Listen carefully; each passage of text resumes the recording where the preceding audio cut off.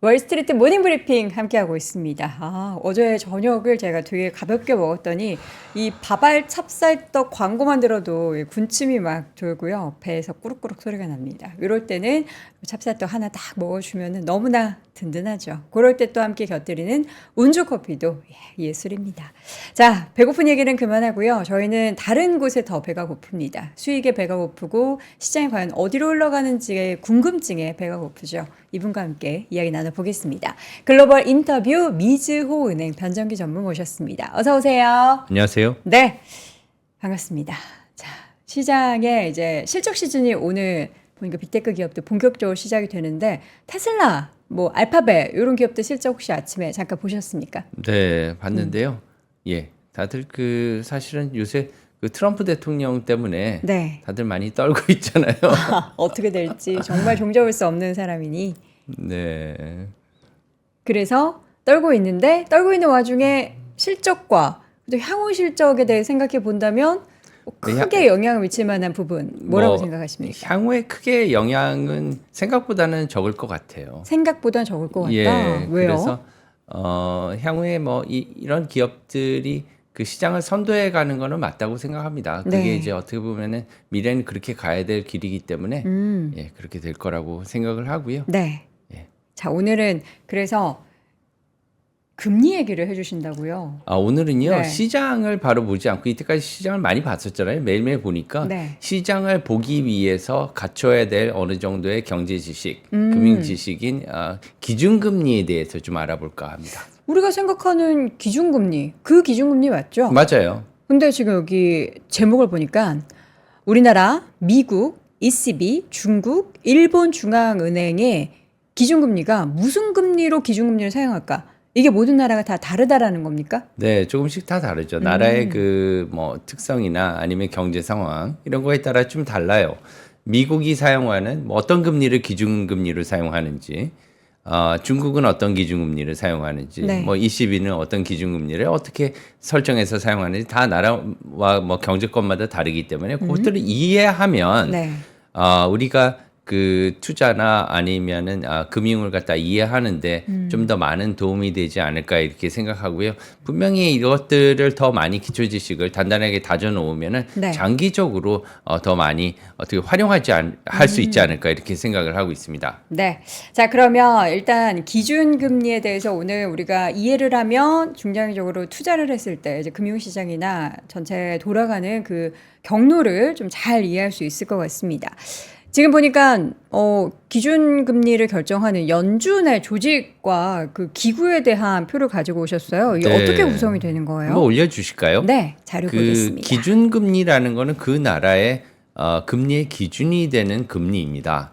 어떤 기준금리를 정하면 그 나라 국채 수익률에 영향을 주고요. 그 나라 국채 수익률은 무위험 수익률 아닙니까? 그렇기 때문에 무위험 수익률은 이제 그 다음에 가상금리와 여러 가지 금리가 붙어서 이제 시중금리가 이렇게 되는 거죠. 근데 이러한 기준금리는 어느 나라나 중앙은행이 정해주고 있습니다. 그리고 그 중앙은행이 정하는 기준금리는 각자 자기네 나라의 특성과 상황에 따라 다르죠.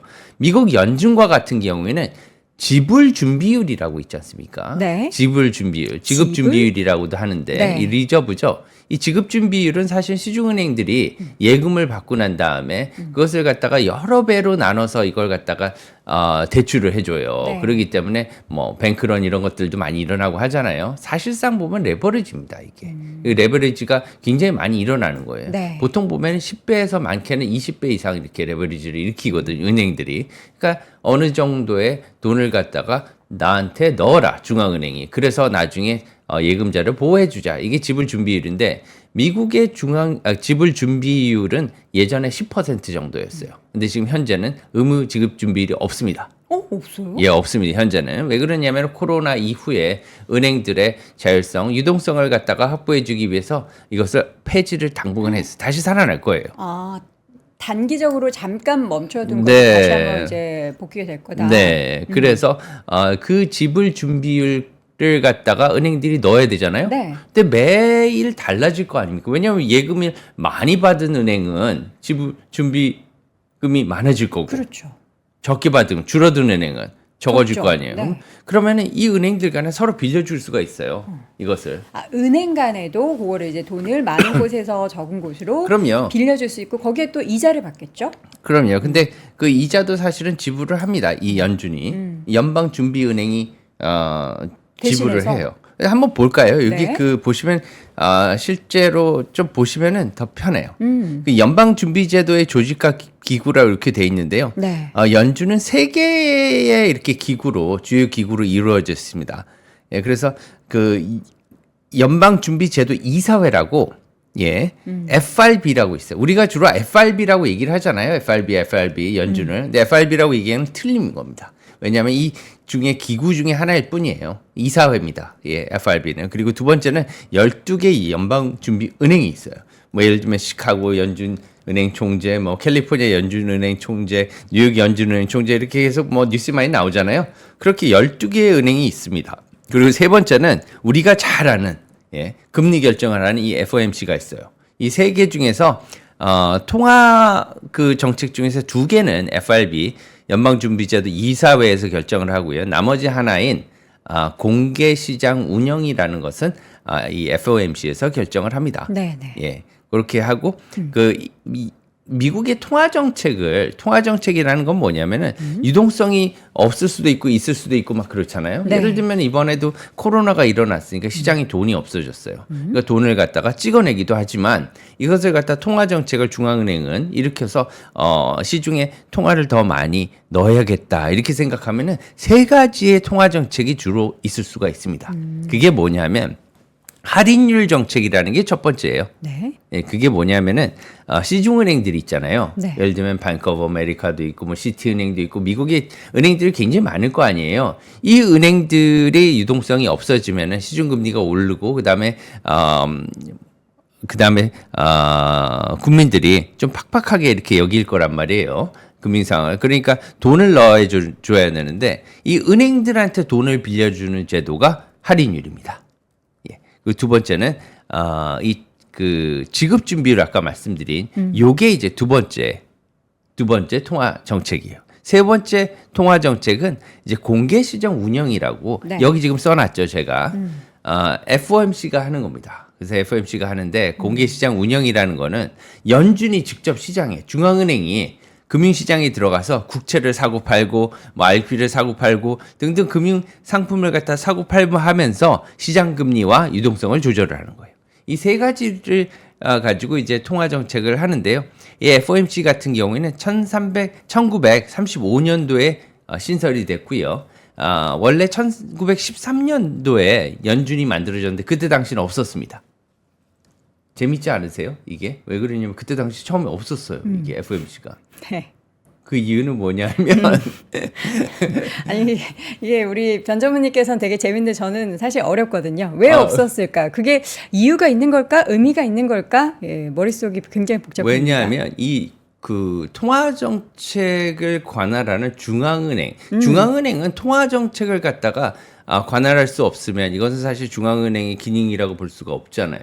한 나라의 통화 정책을 관할할 수가 없다. 다 총괄을 할 수 없다. 그러면 중앙은행의 기능을 다 못하는 거랑 마찬가지란 말이에요. 네. 근데 처음에 이 중앙은행, 미국 전체의 통화 정책을 관할할 수 있는 FOMC라는 조직이 없었다는 건 상당히 의아한 겁니다. 왜 그러냐면 미국은 연방으로 이렇게 이루어져 있잖아요. 네. 미국 사람들의 특성을 알 수 있는데 그때 그 미국이 독립전쟁 이런 걸 하면서 각 주마다 연방마다 자율권을 보장시켜 줬어요. 네. 영국으로부터 독립하면서. 그러면서 사실은 민주적인 제도를 도입하는데 가장 세계에서 앞장선 게 미국이 연방이었단 말이에요. 그래서 각 주마다 따로 법을 정하고 막 이렇게 했어요. 근데 이것을 갖다가 독립권을 침해하지 않겠다는 거예요. 그래서 각자 12개 은행들이 니네 우리 각자 할 거다. 중앙적인 구심점 필요 없다는 거예요. 그렇게 하다 보니까 굉장히 어떻게 보면 이제 구심점이 없어서 우왕좌왕하게 됐죠. 네. 미국 전체적으로. 그리고 현대적인 이제 금융 시스템도 발전을 하고 이렇게 하다 보니까 다른 나라들하고도 조율할 때는 중앙은행이 필요하게 됐어요. 그래서 1935년도에 네. 이렇게 새로 신설이 됐던 겁니다. 35년도에 네. FOMC가 그렇게 해서 네. 신설이 됐다. 네. 그럼 여기에서 우리가 어쨌든 그동안의 이 역사의 움직임과 그리고 그 산하의 세계 기구에 대해서 쭉 소개를 해주셨는데 우리가 주식 투자하시는 분들은 그럼 이 기구들 중에서 항상 우리 FOMC 얘기만 하잖아요. FOMC만 알면 돼요. FOMC 하면 네, 다른 건 필요 없어요. 그냥 하도 그 다른 것들은 얘기를 안 하니까 네. 제가 나머지 두 개도 잠깐 소개를 드린 건데요. 아. FOMC만 알면 되고요. 네. 이 연방 기금 금리가 어떤 금리고 어떠한 역할을 하는지만 정확히 아시면 이 금리가 주식 시장을 결정을 하고요. 그렇죠. 부동산 시장도 결정하고요. 네. 가상화폐 시장도 모든 걸 결정합니다. 네. 상당히 사실 이 기준금리가 중요해요. 제가 그 금융시장을 볼 때 네. 가장 먼저 보는 게 기준금리에 대한 견해를 처음에 보잖아요. 이런 것들을. 왜냐하면 이만큼 중요해서 그런 겁니다. 그러면 조금 이제 제가 어떻게 보면 너무 쉬운 접근을 할 수도 있지만 방금 말씀해 주셨던 금리가 모든 이 자산의 가격에 대한 결정을 한다라고 말씀해 주셨잖아요. 네. 되게 간단하게 그 금리가 지금 많이 올라가 있는 상황에서 안 좋게 부정적 영향을 미치는 자산 시장의 대표적인 시장은 뭐가 있을까요? 위험 자산들이죠. 위험 자산이라면 주식, 가상화폐 이 정도인가요? 그런 것들이 있고 네. 뭐 부동산도요. 부동산. 특히나 상업용 부동산 같은 네. 경우에는 우리가 뭐 투자, 투기 이런 것들을 얘기를 합니다. 그렇지만 뭐 경제학에서 투자와 투기는 구별하기 굉장히 힘들어요. 네. 그 두 개의 차이가 뭘까요? 돈을 벌었다는 건 똑같잖아요. 그쵸. 그렇지만 예를 들면은 거기 의도가 들어가 있어야 됩니다. 약간 비도덕적이나 이런 것들이 들어가면은 투기라고 할 수가 있겠죠. 네. 그렇지만 우리가 투자했을 때는 어떻게 보면 돈을 벌 수가 있으면 이게 예를 들면은 법의 한도의 안에 있다. 뭐 위법 사항이 아니면 할 수 있는 거거든요. 네. 그렇게 생각한다면은 투자와 투기는 금융의 경제학 상에서는 차이가 없다 이렇게도 볼 수가 있어요. 네. 그럼 반대로 금리에 지금 고금리에 긍정적인 영향을 미치면은 위험 자산의 영향은 부정적이면 반대로 안전 자산에는 긍정적이라는 해석을 하는 안전 거죠? 자산에 긍정적이죠. 왜냐하면 네. 안전 자산은 뭐 그 금리가 높으면요. 금리가 높으면은 채권 투자가 많이 늘어나지 않겠습니까? 왜냐하면 그쵸. 금리가 높으니까. 그렇지만 안전자산 중에서도 금리가 굉장히 높으면요. 금 같은 안전자산은 가치가 좀 떨어지는 상대적으로 달러에 비해서. 왜냐하면 달러는 갖고 있으면 지금 5% 이상의 이자를 받을 수가 있는데 금은 없잖아요. 네. 그렇지만 현재 금값이 오르는 거는 물가 상승률 때문입니다. 네, 주로. 자, 그러면 금리가 종류가 또 다양하게 있으니까 이 종류를 또 하나씩 해보도록 그래서 하겠습니다. 그 중에서 금리 중에서도 네. 가장 기본이 되는 금리가 미국의 금리고 미국의 금리가 세계의 금리를 결정을 하는데 미국의 금리 중에서도 중앙은행이 결정하는 기준금리인 이 연방 기금금리가 가장 기본이라는 거죠. 우리가 항상 지금 금리가 뭐 이번 9월에 내린다 만다 얘기하는 게 딱 요 금리인 이 거죠. 금리입니다. 연방 기금금리. 예. 우리는 항상 그냥 금리하고 뭐 10년물 국채금리 이렇게만 생각했는데 풀 네임이 연방 기금 금리죠. 네. 그게 은행 간의 지불 준비율을 서로 빌려주는 지불 준비율 대차금리라고 하면 저게 뭐지 이렇게 생각하실 거 아니에요. 근데 사실은 지불 준비금을 갖다 서로 빌려주는 대차금리예요. 네. 근데 이게 바로 하루짜리 금리라는 겁니다. 하루에 예, 우리가 그래서 뭐 연방 기금금리, 그다음에 지불 준비금 이런 건 많이 들어봤지만 연방 네. 기금금리가 일일물 콜금리라는 거는 처음 들어보셨죠, 또. 네. 이거가 일일물 콜금리예요. 시중은행들 간의 무담보 차입금리입니다. 일일물 콩금리에 예, 하루 동안 빌려주는 담보 없이 네. 하루 동안 빌려주는 금리입니다. 저희 지금 자료 한번 좀 띄워주실래요? 여기에 지금 설명을 잘 써주셔가지고. 네. 그래서 은행들 간에 서로 뭐 부족하거나 네. 아니면 남는 것을 서로 빌려줄 수가 있잖아요. 네. 그때 빌리고 빌려주는 목표 범위 금리예요. 네. 그래서 보시면 미국은 지금 현재 그 금리가 기준금리가 네. 5.25%에서 5.5%죠. 이렇게 범위로 돼 있어요. 저는 그것도 사실 되게 궁금했어요. 우리나라 같은 경우는 기준금리가 몇 점 몇 딱 이렇게 떨어지는데 너무 좋습니다. 이제 왜 미국은 궁금해하시니까. 이렇게 밴드가 있는 거예요? 밴드가 있는 건 뭐냐면 이게 네. 밴드가 있다는 건 뭐냐면 이게 맨데토리 금리가 아니라는 겁니다. 맨데토리 금리? 맨데토리 금리는 이 안에서 거래해야 된다. 이게 아니라는 거예요. 그럼 뭐예요? 권고 금리라는 겁니다. 에? 그거 안 지켜도 되는 강제성이 거예요? 없어요. 그럼 뭐하러 만들어요? 가이던스죠. 그렇지만 여러 가지 정책 금리를 또 네. 해서 이것을 갖다가 짜집어 놓습니다. 이 안에서 만들게. 그렇지만 이것은 굉장히 어떻게 보면은 나중에 이제 아시겠지만 네. 이런 것들을 만들어 놓으면 그 이 목표 금리 안에서 대부분 이루어지게 돼 있어요. 그렇지만 이것을 강제성은 없어요. 네. 일본도 마찬가지예요. 일본도 이번에 콜 금리로 다시 회귀했습니다. 예. 일본과 미국은 1일물 콜 금리예요. 지금. 네. 우리나라는 7일물 RP 금리라는 겁니다. 좀 이따 다시 설명을 드릴게요. 제 표정이 점점 어두워집니다. 왜요? 어려워서요. 제가 주제를 잘못 정했나요? 아닙니다. 이런 거 이제 알아야 우리가 한 단계 더 레벨업 할 수 있습니다. 제가 요약을 따라가겠습니다. 해드리면 네. 우리나라와 유로존은요 네. 7일물 RP 금리다. 레포라고 하죠. 레포가 네. 뭔지도 제가 설명을 드릴게요. 네, 이 두 개는 RP 금리고요. 네. 미국과 일본은 1일물 콜 금리. 네. 우리나라도 1일물 콜 금리를 썼어요. 근데 콜 금리라는 콜은요 무담보 금리예요. 은행 간에 서로 금융기관 간에 네. 빌려주는 무담보 담보가 없어요. 네. 그렇지만 RP 레포라는 금리는 채권을 담보로 줘야 돼요. 담보가 있고 없고의 담보가 차이가 있고 있다. 없고의 차이예요. 그래서 안전성도 다르고요. 그리고 네. 기간도 우리나라는 7일물 레포금입니다. 7일과 1일의 차이도 또 발생하는 이유가 뭘까요? 예. 그것도 이제 예를 들면 그 나라의 특성에 따라 좀 다른 거예요. 왜냐하면 레포 같은 경우에는 네. RP라고 하면 채권을 주고받고 해야 되잖아요. 담보를. 근데 담보를 갖다 주고받고 하는데 하루마다 계속 롤오버해서 이것을 받고 주고받고 하면 불편하겠습니까? 아니면 안 불편하겠습니까? 불편하죠. 그러니까 이렇게 좀 일주일 단위로 해놓은 거예요. 근데 왜 불편한데 근데 아직까지? 일일물 그 레포도 있어요. 네. 예, 근데 조금 불편하겠죠. 예. 근데 불편한데 미국과 일본은 왜 이 일일물 콜 금리를 쓰는 이유가 있을 것 같은데. 근데 이 콜 금리는요, 네. 그 담보가 필요 없습니다. 담보 필요 없고. 예. 이제 신용으로 하는 거예요. 그리고 예를 들면은 시티은행이다, 네.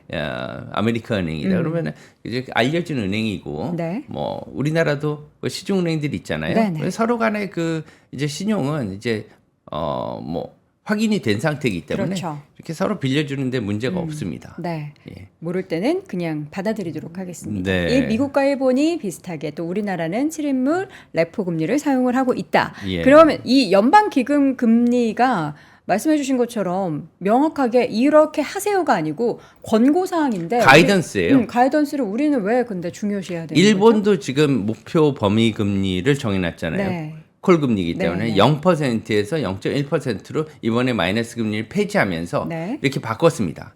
이제 가이던스를 정한 건 전부 다 범위를 정해놓은 거예요. 그래서 범위가 정해져 저거는 저렇게 금리를 갖다 딱 정해놓은 게 아니라 구간에서 하면 된다고 이렇게 했기 때문에 저는 권고 금리구나 이렇게 생각하시면 됩니다. 네. 예. 그래서 다음에 넘어갈게요. 네. 그래서 그 미국 금리를 이렇게 보시면 굉장히 다이나믹합니다.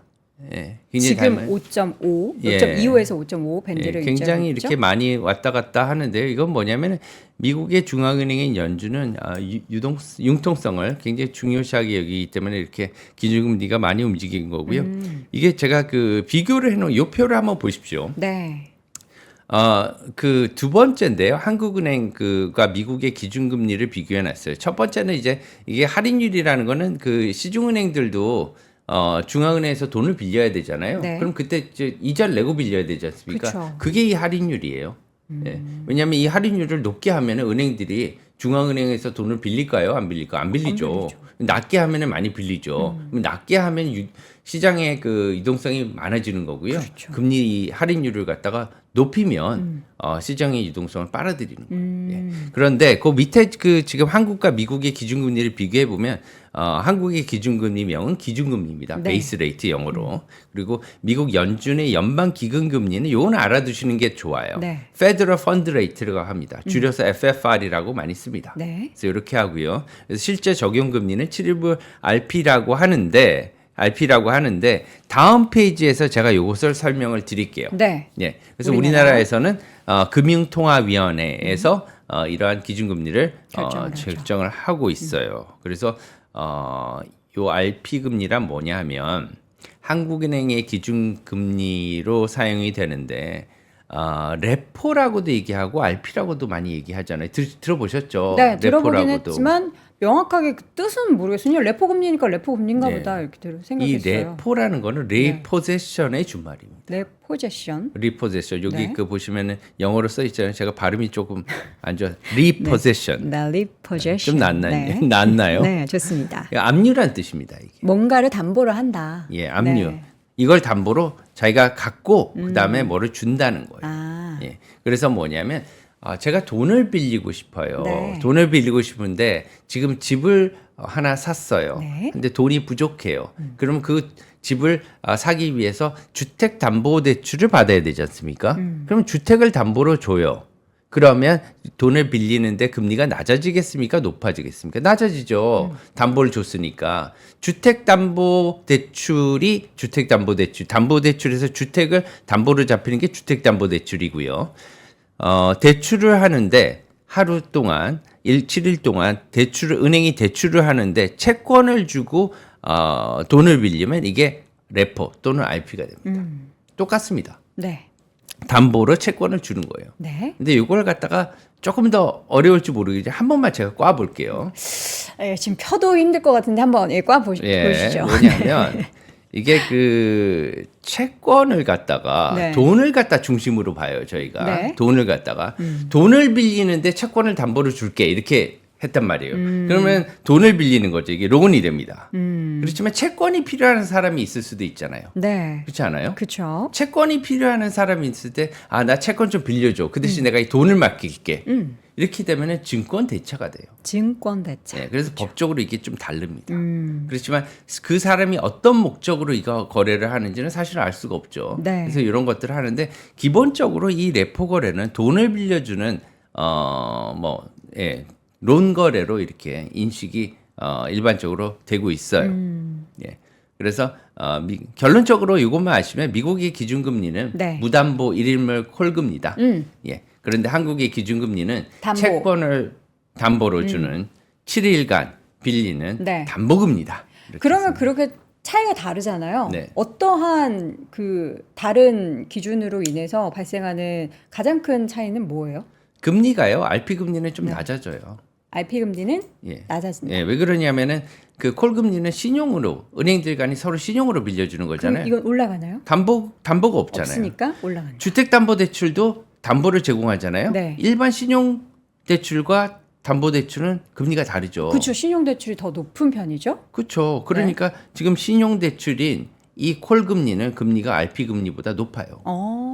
그런 게 있고 그다음에 그러기 때문에 안정성 면에서도 차이가 나지 않겠습니까? 네네. RP가 훨씬 기준금리를 운용할 때 안전하다는 것은 맞습니다. 그래서 우리나라가 사용하고 있는 게 조금 더 안전한데 그러면은 미국 같은 경우에는 뭐 제가 단순하게 생각했을 때 뭐 주식시장도 사실 상한 범위가 없고 네. 좀 다 약간 열어두는 위험에 좀 많이 노출해두는 그런 성향이 금리에서도 지금 적용이 되는 건가요? 뭐 나라마다 좀 다른데요. 네. 왜 그렇게 정한지는 제가 뭐 이유까지 얘기하면 역사를 예. 타러 올라가겠죠. 그렇죠. 우리나라도 2008년까지는 네. 오버나이트 콜, 일일물 무담보 콜을 사용했었어요. 예. 이 콜을 사용했었습니다. 하지만 네. 2008년 2월 이후부터 시작해서 이 국채를 담보로 돈을 빌리는 RP를 장려하기 시작했습니다. 금융시장의 안정성을 조금 제고하기 위해서. 이 제가 2번에 이렇게 써놨고요.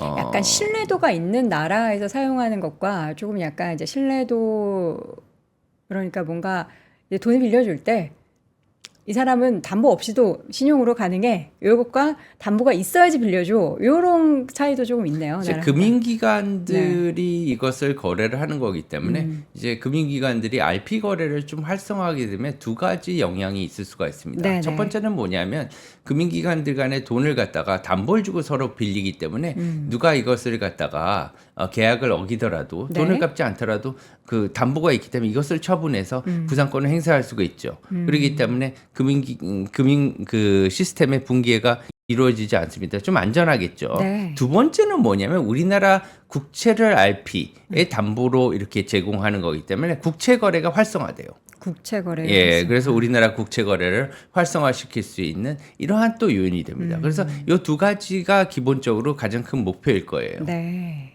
네. 그래서 보시면 표에 요것을 이제 뭐 그 한국 이제 각 정부마다 그때 최저금리와 최고금리를 제가 써놨어요. 그래서 우리는 좀 보면은 거의 하향 추세네요. 최근에 이제 코로나 때는 많이 올려왔지만 과거 99년 대비해서 계속 낮아지는 추세네요. 사실은요, 우리나라뿐만이 아닙니다. 다른 나라 다 마찬가지예요. 제가 한번 보여드릴까요? 이 연준 있잖아요. 네. 연준도 비슷해요. 아, 이렇게 미국도 나왔다가 하향 또 추세. 예, 최근에만 똑같아요. 올라갔고. 제가 유로존도 보여드릴까요? 유로존도 하향 유로존도 추세. 비슷해요. 이렇게 다 그렇습니다. 왜 그러냐면 최근에는 이 우리 그 세계 각국 정부들이 네. 지금 포퓰리즘에 굉장히 많이 그 접근돼 있습니다. 그쵸. 예, 모든 그 국가와 그다음에 중앙은행들이 이 리세션이라든가 아니면 디플레이션을 못 견뎌요. 경기 네. 침체나 둔화를. 지금도 보시면 조금만 둔화할 것 같으니까 표를 못 얻거든요. 국민들한테. 이걸 견디질 않아요. 국민들이. 그럼 표를 안 찍어줍니다. 네. 그렇기 때문에 중앙은행을 압박하게 되고 그래서 각국 중앙은행들도 여기에 대해서 되게 고심을 하는 거예요. 그래서 중앙은행장들도 요새는 굉장히 머리가 아플 거예요. 왜 그러냐면 국민들이 빨리 여기서 빠져나오고 싶어해요. 근데 그쵸. 물가는 사실 꺼야 되거든요. 물가를 안 끄면 지금 그 2000년대 들어서 계속 물가가 고공행진을 하고 네. 부채는 각국마다 다 늘어났잖아요. 이러한 것들이 언제까지 갈 수가 있느냐. 예, 상당히 궁금합니다. 저희가 시간이 이렇게 여유가 없는 관계로 유로존하고 일본을 각각을 네. 세부적으로 볼 수는 없을 것 같고요. 네. 그러면 중요한 게 이제 맨 앞에 서두가 이제 금리를 이해해야 시장에 대한 이해가 조금 더 명확해지고 그 방향성을 볼 수 있다라고 말씀하셨잖아요. 최근에 말씀하셨던 뭐 미국도 그렇고 이제 우리나라도 결국에는 지금 고점에서 금리는 낮아지는 구간으로 다시금 들어서는 그 초입에 있는 상황인 거잖아요. 네. 그럼 지금과는 반대의 양상이 금융시장에서 펼쳐질 거라고 우리가 좀 생각을 하고 대응을 해야 된다라는 말씀이신 건가요? 네, 이제 그 금리는요. 금리는 그 우리 그 자산의 가격과 가치에 영향을 주게 됩니다. 네. 사실은 가치와 가격은 사실 분리해서 봐야 되는데요. 지금 가격이 비싼데 가치가 높다고 생각해서 주식에 투자를 하시는 거 아닙니까? 그렇잖아요. 가격이 낮은데 가치가 높을 것이다. 그래서 가격과 가치를 비교를 하고요. 거기에 대해서 앞으로 그걸 본다면 두 가지 면에서 여러 가지 그 영향이 올 수가 있어요. 뭐냐면은 그 기준금리의 변화가 시중은행 그 시중금리에 영향을 줘서 자산 가격도 변화하지만 네. 그 자산 가격을 갖다 금리만 따라가면 안 됩니다. 현재는 지금 아까 말씀드렸듯이 물가가 매우 장기간 영향을 미칠 그런 상황이 있어요. 네. 그렇기 때문에 장기 금리는 그렇게 많이 빠지진 않을 겁니다. 장기 금리가 장기 국채 수익률이 생각만큼 많이 빠지지는 않을 거고요. 결론적으로 말씀드리면 단기 국채 수익률이 굉장히 더 많이 빠질 거예요. 그래서 오늘도 지금 보시면은 미국 국채가 10년물, 2년물 비교했을 때 10년물은 거의 잘 많이 안 빠졌잖아요. 이런 것들이 뭐냐면 물가가 높으면요. 네. 장기 국채가 그만큼 수익률이 높아야 돼요. 투자 안 할 거 아닙니까? 그쵸. 예를 들면 장기 국채가 단기 국채만큼 쭉쭉쭉 빠져요. 그러면 10년 국채, 미국 국채 2% 투자하시겠습니까? 물가가 2%인데 그러면은 실질 수익률 0%인 거 아니에요? 네. 그 이 물가만큼을 갖다 더 더해줘야 돼요. 장기 국채 수익률에. 그렇기 때문에 앞으로 장기 국채 수익률은 생각만큼 빨리 빠지지는 않을 거고요. 단기 국채는 사실 기준금리에 가깝게 빠져야 되기 때문에 단기 국채 수익률이 장기보다는 좀 빨리 이렇게 빠지는 그런 모양을 보이면서 장단기 국채 수익률이 지금 역전이 돼 있는 상태예요, 미국이. 네. 근데 이것이 조금씩 천천히 내년 초까지 해소가 되는 그런 양상을 보일 것으로 생각합니다. 그러면은 경기에 있어서의 시그널을 우리가 항상 그 장단기 금리 역전해서 지금 안 좋아하는데 오히려 좋게 해석을 할 수 있는 그런 금리의 흐름이 나타나는 거 아닌가요? 항상 그 사이클이죠. 근데 그 하반기까지 네. 보시면은요. 지금 그 디플레이션이라는 것은 피해갈 수가 없어요. 항상 경기는 사이클이 이렇게 인플레이션으로 갔다가 네. 인플레이션을 갔다 인플레이션이 꺾이면서 디스인플레이션으로 가고 얼마 전까지 저희 디스인플레이션이었잖아요. 지금 그러다가 이제 그 디스플레이션에서 디플레이션으로 이제 가는 겁니다. 지금 네. 이제 디플레이션으로 가는 중이에요. 디플레이션 경기 침체로 가고 경기 침체가 일어나게 되면 다시 금리를 갖다 인하하고 그다음에 유동성을 살포하고 이렇게 되면서 다시 리플레이션 조금씩 경기 부양을 하게 되는 거죠. 그래서 리플레이션 다음에 다시 이게 너무 심하게 되면 인플레이션 가는 이 4단계가요. 좀 어떻게 보면 시간의 차이가 있고 정도의 기간의 차이가 있지만 다 이렇게 가게 돼 있는 겁니다. 네. 예, 그래서 지금 그 디플레이션 단계로 가는 단계인데 이것을 얼마나 빨리 탈출하느냐 이것이 문제고요. 앞으로 디플레이션은 잠깐 짧게 이어질 것으로 생각해요. 왜 그러냐면 금리 인하를 지금 또 굉장히 많이 준비를 하고 있잖아요. 그렇죠. 예, 아까 말씀드린 듯이 중앙은행과 정부들은 요새 그 경기 침체나 경기 둔화를 견디지를 못해요. 그렇죠. 예, 굉장히 지금 성격이 급해졌습니다. 자, 오늘 내용이 뭐 어려우신 분들도 있으실 거고, 예, 요런 내용은 나도 알고 있다. 그런데 앞으로가 그래서 어떻게 해석이 되고 어떤 방향을 보이는지 궁금하다 하셨던 분들에게는 또이 토론회의 장이 열릴 만한 그런 주제였던 것 같습니다. 제가 살짝 한 30% 이해한 것 같고요. 다음 시간에 70% 이해하도록 더 노력하도록 다음 하겠습니다. 시간에는요. 그러면 유로존부터 다시 하도록 하겠습니다. 좋습니다. 예, 네. 이어서 자, 할게요. 이해할 때까지 네. 우리 시청자분들이 100% 이해할 때까지 우리 전문의 이해하시면 아마 도움이 되실 거예요. 그럼요. 예, 파이팅. 유로존과 중국, 네. 그다음에 일본까지 하겠습니다. 알겠습니다. 자, 끝까지 여러분 함께 해주시고요. 오늘 미즈온의 변정기 전무와 함께했습니다. 고맙습니다. 감사합니다. 박근영, 이선영, 사경인, 염승환 투자 마스터들의 세심한 케어로 건강한 투자 습관을 만드세요. 3프로 멤버십 3프로 앱에서 확인하세요.